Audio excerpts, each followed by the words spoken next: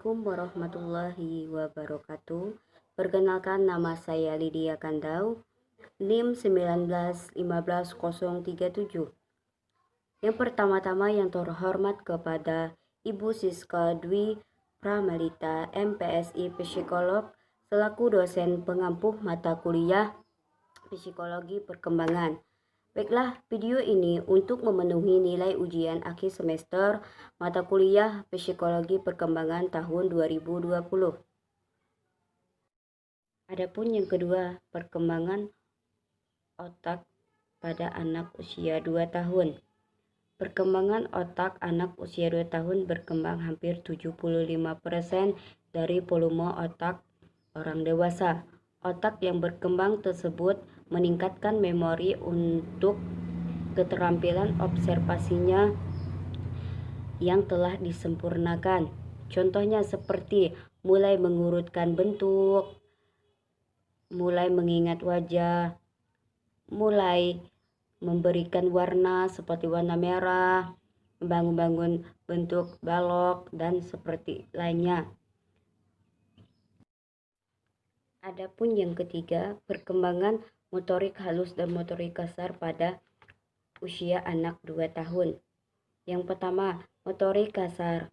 Motorik kasar pada anak yang usia 2 tahun, dia mulai berdiri dan melompat dengan satu kaki.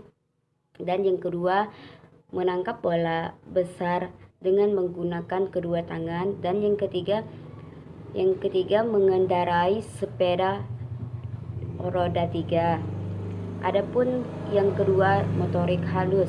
Motorik halus, dia mulai belajar memegang pensil dengan baik. Yang kedua, menggunakan satu tangan saat beraktivitas. Dan yang ketiga, mulai menumpukan balok mainan hingga 4 tingkat. Baiklah, yang kedua saya akan menjelaskan tentang tinggi dan berat badan pada anak usia 3 tahun. Pada usia anak 3 tahun, tinggi anak mencapai 83-95 cm per tahun. Dan berat badan anak bertambah, tidak terlalu berat, tetapi masih ideal. Maka pada anak usia 3 tahun ini, orang tua harus tahu kebutuhan nutrisi yang diperlukan anaknya. Yang kedua, saya akan membahas tentang perkembangan otak anak pada usia 3 tahun. Usia 3 tahun, otak si kecil akan bertambah pesat dan memproduksi miliaran sel otak dan koneksi antara sel-sel otak melalui sinopsis otak. Seperti mereka mulai mengenali warna-warna, bentuk, dan benda-benda di sekitar mereka. Adapun yang ketiga, perkembangan motorik halus dan motorik kasar pada usia anak 3 tahun. Motorik halus pada anak usia 3 tahun, otot-otot lengan dan jari sudah bisa mengontrol berbagai bentuk dan ukuran. Contohnya seperti ini bola, bentuknya bulat. Nah, di situ dia bisa mengetahui bagaimana kalau ini bola bentuknya bulat. Dan sedangkan motorik kasar pada usia anak 3 tahun sudah bisa melompat, otot-otot lengan dan badan sudah lebih kuat daripada otot anak usia 2 tahun sebelumnya. Yang ketiga, saya akan membahas tentang perkembangan dan pertumbuhan tinggi dan berat badan pada usia anak 4 tahun. Perkembangan berat badan pada usia anak 4 tahun bertambah kira-kira 1,8 sampai 2,3 kg per tahun. Sedangkan bertambah tinggi badannya mencapai 2 sampai 0,5 inci atau 5,1 sampai 6,4 cm per tahun. Rata-rata tinggi badan anak usia 4 tahun 42 sampai 46 inci atau sama dengan 1006,7 sampai 1106,8 cm per tahunnya. Adapun yang kedua, perkembangan otak anak usia 4 tahun. Perkembangan otak anak usia 4 tahun ini, dia sudah mulai menginspirasikan ide kreatifnya. Dia mulai bermain dengan air, mulai bermain masak-masakan, mulai bermain pasir dan air. Pasir ini akan dia buat menjadi bentuk rumah. Adapun yang ketiga, perkembangan motorik halus dan motorik kasar pada usia 4 tahun. Perkembangan motorik halus pada anak usia 4 tahun ini seperti menempelkan pasak besar pada papan kasar, merangkai manik-manik ukuran besar, cepat lelah jika memerlukan koordinasi tangan yang berlebihan, membangun menara dengan balok, dengan mudah mengerjakan puzzle, menggambarkan bentuk, mulai merancang objek. Adapun motorik kasar pada anak usia 4 tahun ini mampu berjalan menapak, meniru gerakan, melompat, serta merangkap. Adapun yang terakhir, saya akan membahas tentang perkembangan dan pertumbuhan pada anak usia 5 tahun.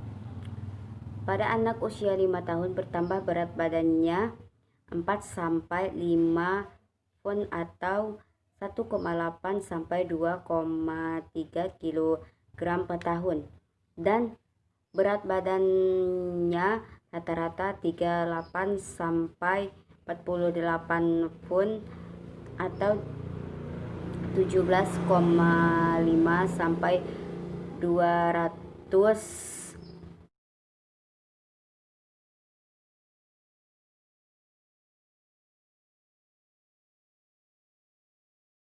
pertumbuhan berat badan dan tinggi badan anak usia 5 tahun. Perkembangan anak usia 5 tahun bertambah berat badannya 4 sampai 5 pound atau 1,8 sampai 2,3 kg per tahunnya. Sedangkan tinggi badannya mencapai rata-rata 38 sampai 48 pound atau 17,5 sampai 20,5 kg per tahunnya, dan turun tangga tanpa dibantu dengan kaki melangkah bergantian. Belajar jungkir balik, belajar melompat dengan satu kaki dan menyentuh jari kaki tanpa menekuk lututnya. Sekian dari saya. Terima kasih. Wassalamualaikum warahmatullahi wabarakatuh.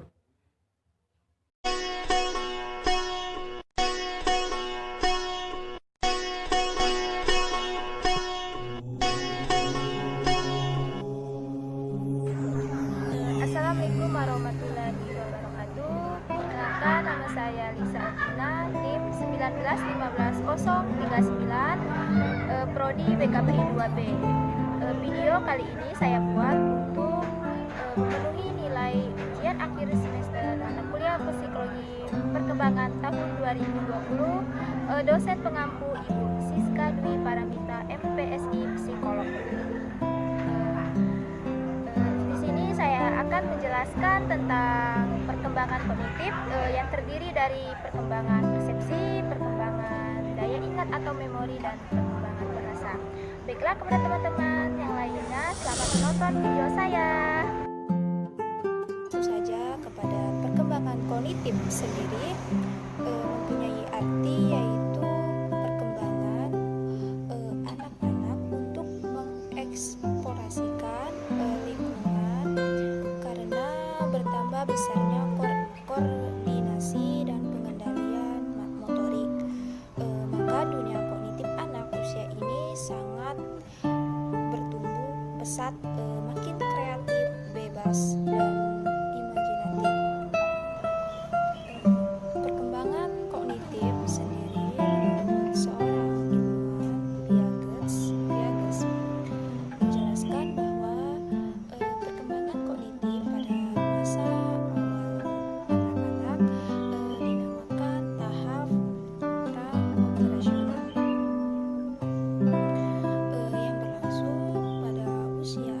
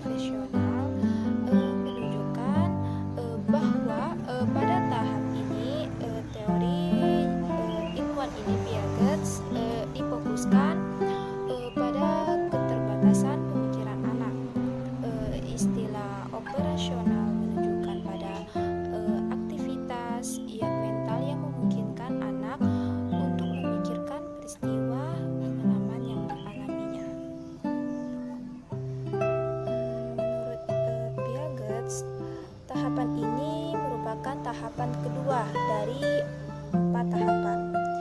Dengan mengamati urutan permainan, Piaget bisa menunjukkan bahwa setelah akhir usia 2 tahun, jenis yang muncul kualifikasi baru dari fungsi psikologis muncul.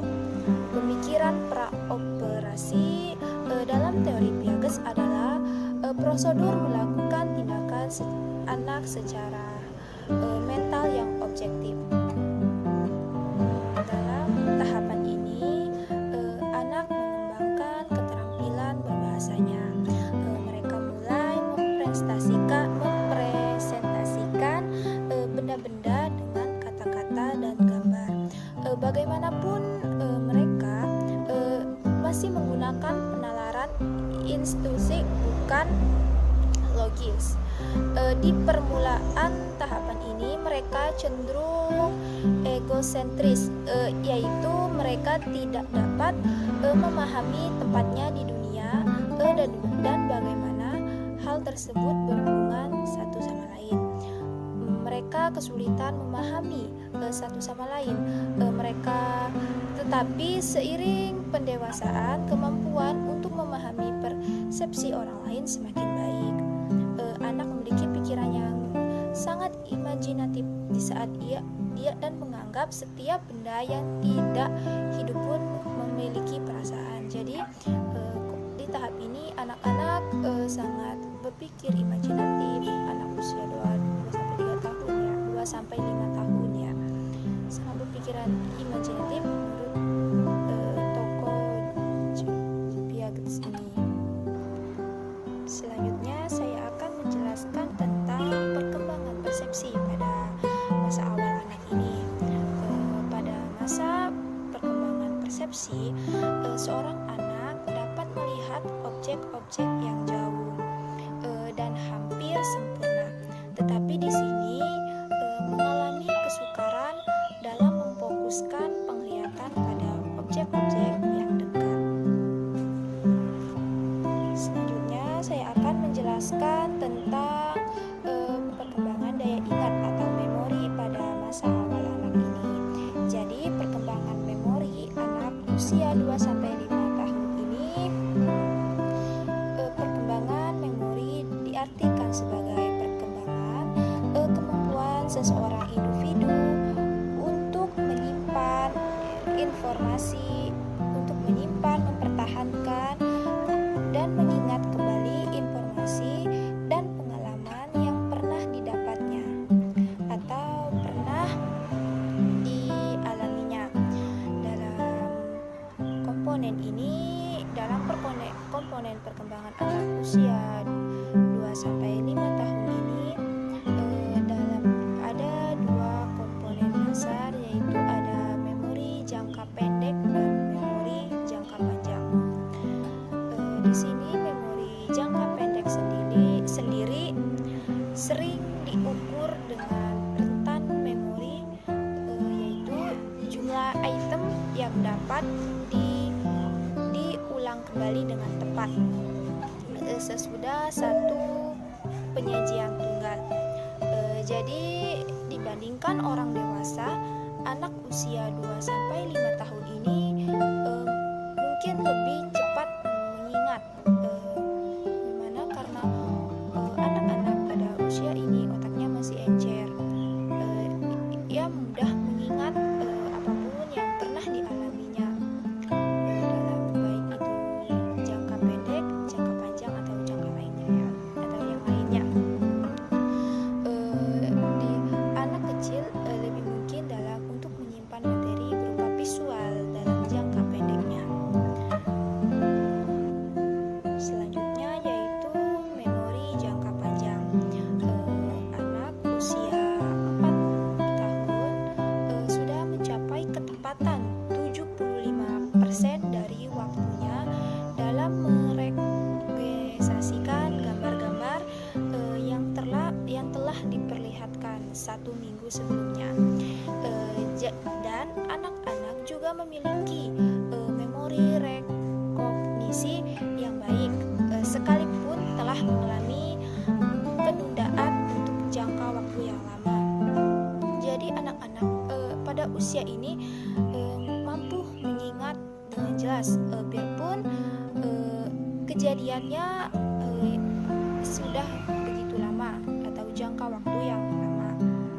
Anak-anak akan mudah mengingat, misalnya dia takut dengan orang ini, dia akan selalu takut gitu. Sampai besar dia akan selalu ingat kalau dia pernah takut dengan orang ini. Selanjutnya saya akan menjelaskan tentang perkembangan bahasa pada usia awal, usia 2-5 tahun. Perkembangan bahasa pada usia anak 2-5 tahun ini cukup pasif, cukup cepat ya. Perkembangan bahasa pada masa ini diklarifikasikan ke dalam 2 tahap, yaitu pada usia 2-3 tahun. Anak di tahun kedua dan ketiga ini anak sudah mulai mengenal dan belajar mengucapkan kata-kata yang sederhana, seperti pengucapan kata yang begitu belum sempurna ya, seperti patu yang maksudnya itu apa itu, atau daau yang artinya tidak mau, dan lain sebagainya pada anak usia 2-3 tahun. Selanjutnya yaitu pada tahap kedua, yaitu di mana anak berusia 3-5 tahun. Pada tahap usia ini anak sudah mulai menyusun kata dan menyampaikan komunikasinya dalam sebuah kalimat seperti orang dewasa, yang mana ia juga mampu mengambil kata kerja dan kata ganti. Ia juga dapat menyampaikan keinginannya dalam bentuk seperti aku ingin makan roti, dan aku ingin mandi, aku ingin itu, aku ingin ini, dan sebagainya. Mereka sudah mulai bisa mengucapkannya atau menyampaikannya apa yang keinginan hati mereka kepada orang tuanya dan atau saudaranya yang lain. Tidak hanya menyampaikan keinginannya, pada usia ini anak juga mulai mampu melontarkan pertanyaan seperti protes, penolakan, ataupun penyampaian perasaan tidak suka. Artinya dia tidak mau ini, misalnya dia mulai protes ya, dia sudah mulai bisa berpikir dengan benar. Oke. Mungkin itulah materi dari saya. Kalau ada kesalahan saya mohon maaf, kepada Allah saya mohon ampun. Saya akhiri dengan wabillahi taufiq wal hidayah. Wassalamualaikum warahmatullahi wabarakatuh.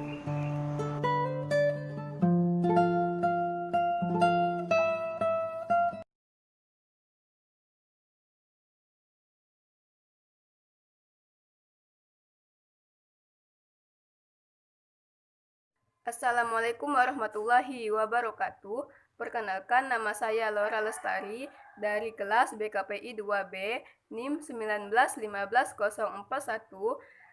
Dosen pengampu Ibu Siska Dwi Paramita, MPSI Psikolog.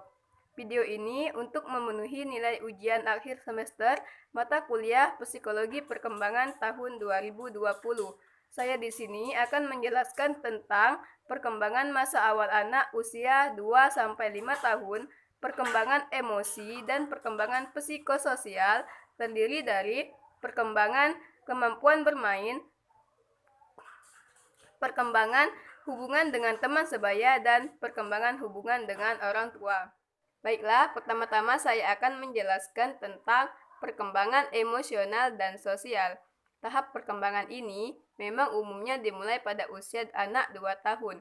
Kebanyakan anak usia ini masih dalam tahap perkembangan senang bermain dengan teman seusianya, tetapi belum mau bermain bersama. Setelah memasuki usia 5 tahun, baru anak tersebut menyukai konsep bermain. Pada usia ini, anak juga sudah memiliki keinginan sendiri. Anak juga sudah kerap melakukan hal yang dilarang oleh orang lain, seperti menulis dan menggambar atau mencoret dinding. Apa sih perkembangan emosional? Perkembangan emosional anak adalah salah satu tumbuh tahap berkembang anak untuk berinteraksi dengan orang lain dan mengendalikan emosi sendiri.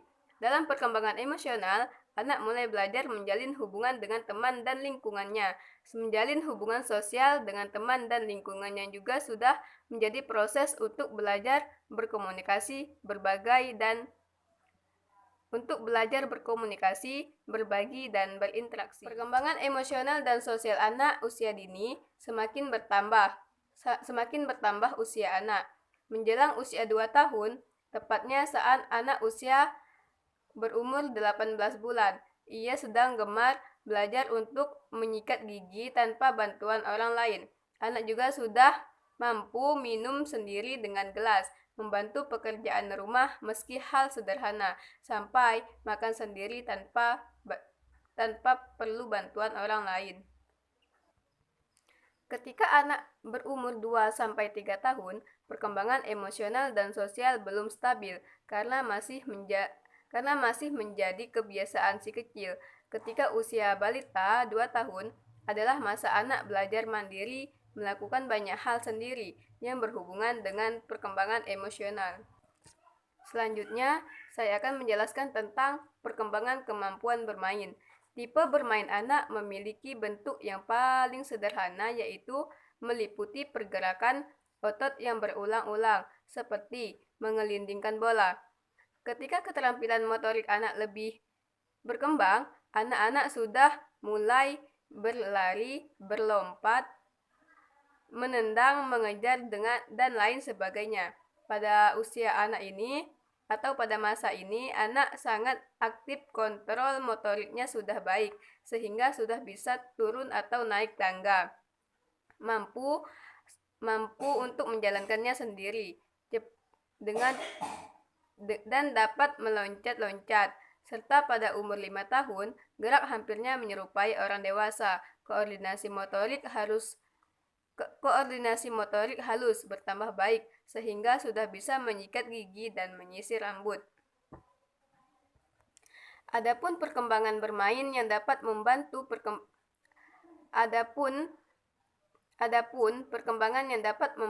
perkembangan bermain anak, yaitu 1. Mainkan permainan mengejar si kecil dan pura-pura menangkapnya. Yang kedua, berbicaralah dengan si kecil tentang binatang yang berbeda dan cara mereka bergerak ataupun cara pengucapannya. Yang ketiga, ciptakan permainan berburu harta karun untuk si kecil dan tantangan untuk menemukan semua benda tersembunyi di dalamnya. Selanjutnya, saya akan menjelaskan tentang perkembangan hubungan dengan orang tua. Si kecil akan mulai berkeinginan untuk melakukan semuanya sendiri, baik memakai pakaian, mencuci tangan, ataupun hingga menggunakan peralatan makanan. Pada usia 2 tahun, anak sudah bisa menguasai beberapa kalimat pendek, seperti ibu ataupun dengan yang lainnya. Peran orang tua di sini memberikan contoh mengenai perkataan dan perbuatan yang benar ataupun salah. Anak juga sudah memiliki kosakata yang semakin kompleks, disertai pergerakan yang aktif. Tidak hanya melompat, anak juga akan mempelajari bagaimana caranya membuka pintu dan bermain dengan mainan yang rumit. Adapun pada usia anak 2-5 tahun, anak akan mengalami perkembangan seperti yang pertama, anak akan belajar banyak kosakata baru dan sering mempraktikannya. Yang kedua, anak-anak sudah mampu memahami kata-kata yang umum yang akan dipakai anak-anak setiap hari. Yang ketiga, anak juga sudah mampu untuk mengajukan pertanyaan yang sangat singkat dan sederhana. Yang keempat, anak akan merasa malu jika menemukan atau kehadiran orang-orang asing atau orang-orang yang mereka baru kenal. Baiklah, yang terakhir di sini saya akan menjelaskan tentang perkembangan hubungan dengan teman sebaya. Pada usia 2-5 tahun, seharusnya kita sudah membiasakan anak hidup dan beradaptasi dengan teman sebayanya. Karena disitulah anak-anak bisa belajar dan mengembangkan wawasan, baik di lingkungan sekolah maupun lingkungan di luar sekolah. Anak-anak akan belajar melihat, mengamati, memahami orang lain yang baru mereka kenal. Mereka akan menemukan wajah baru, kebiasaan baru, dan karakter baru dari orang-orang yang baru mereka kenal. Pada umumnya, saat anak usia 2-5 tahun, mereka memilih 1 atau 2 sahabat, tetapi seiring berganti, teman sahabatnya semakin banyak, dan mereka juga akan menyesuaikan diri secara sosial. Adapun beberapa fungsi dari teman sebaya yaitu 1. Memberikan dukungan sosial, moral, dan emosional. Yang kedua, memberikan keterampilan sosial bagi anak, memberikan keterampilan sosial bagi anak, keterampilan melalui proses belajar yang digunakan dalam lingkungan yang baik. Memberikan kesempatan anak untuk mengontrol diri agar tidak mudah marah dan egois atau mementingkan kehidupan sendiri. Baiklah, itulah yang dapat saya sampaikan. Apabila ada kata yang salah, saya mohon maaf. Kepada Allah saya mohon ampun. Akhir kata, wabillahi taufiq wal hidayah. Wassalamualaikum warahmatullahi wabarakatuh.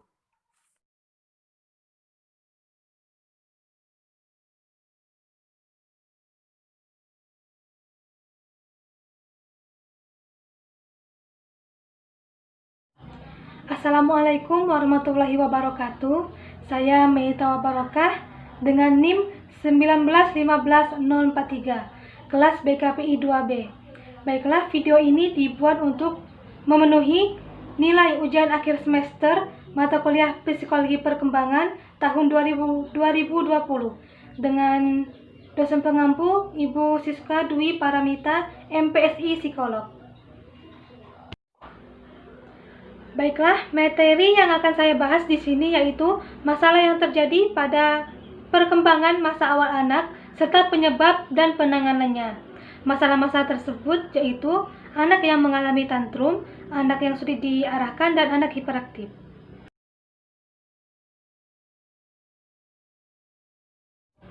Baiklah, saya akan menjelaskan materi yang pertama yaitu tantrum.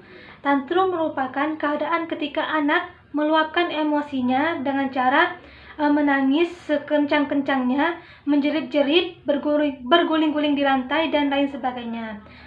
Kondisi ini biasanya membuat orang tua menjadi stres dan bingung. Namun, kondisi ini adalah hal yang normal terjadi pada masa perkembangan anak. Tantrum biasanya terjadi pada anak usia 1-4 tahun.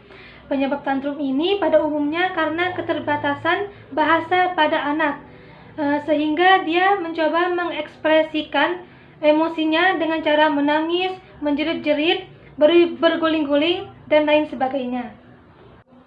Tantrum pada anak tidak boleh dibiarkan secara terus-menerus, karena hal tersebut bisa menjadi kebiasaan yang buruk dan mengganggu perkembangannya di masa yang akan datang.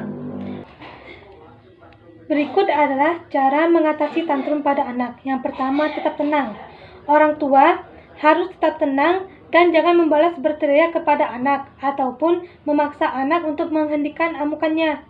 Sikap yang tenang akan lebih mudah membuat tantrum pada anak teratasi. Yang kedua, cari tahu penyebab tantrum. Orang tua bisa langsung bertanya kepada anak. Misalnya, "Adek mau apa? Adek mau makan?" Anak mungkin bisa saja merespon angkukan atau gelengan. Jika penyebab tantrum pada anak diketahui, maka orang tua akan lebih mudah mengatasinya. Yang ketiga, alihkan perhatian anak. Yang keempat, jangan memukul dan mencubit anak. Sebagai gantinya, orang tua bisa memeluk atau mencium anak untuk menenangkan emosinya.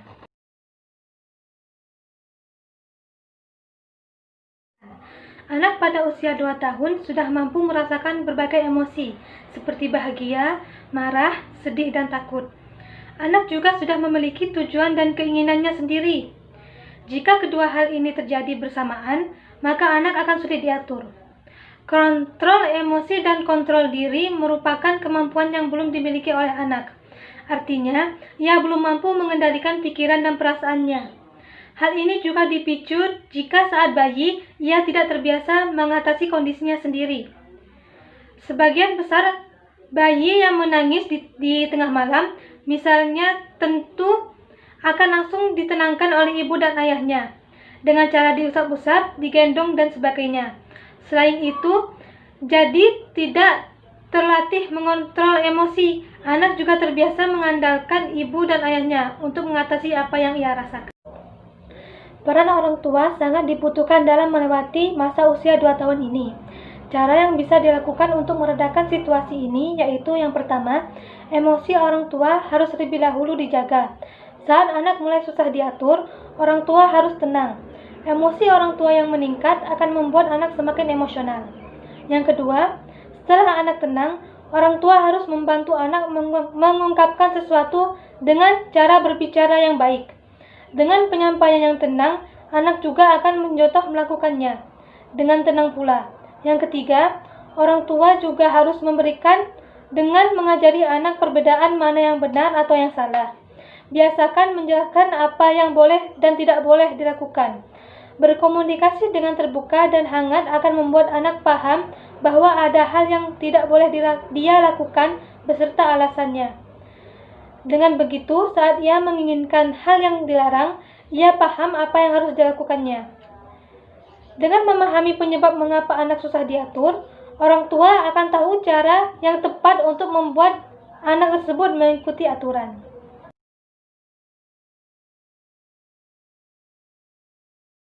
Baiklah, materi selanjutnya yaitu anak hiperaktif. Anak hiperaktif yaitu anak yang tergolong apabila ia menjadi aktif secara tidak lazim. Misalnya, pada situasi yang tidak tepat, atau anak tidak mengindahkan kata-kata orang tuanya sama sekali untuk bersikap tenang. Hiperaktif dapat ditunjukkan dengan yang pertama, terus bergerak secara berlebihan seolah tidak pernah lelah.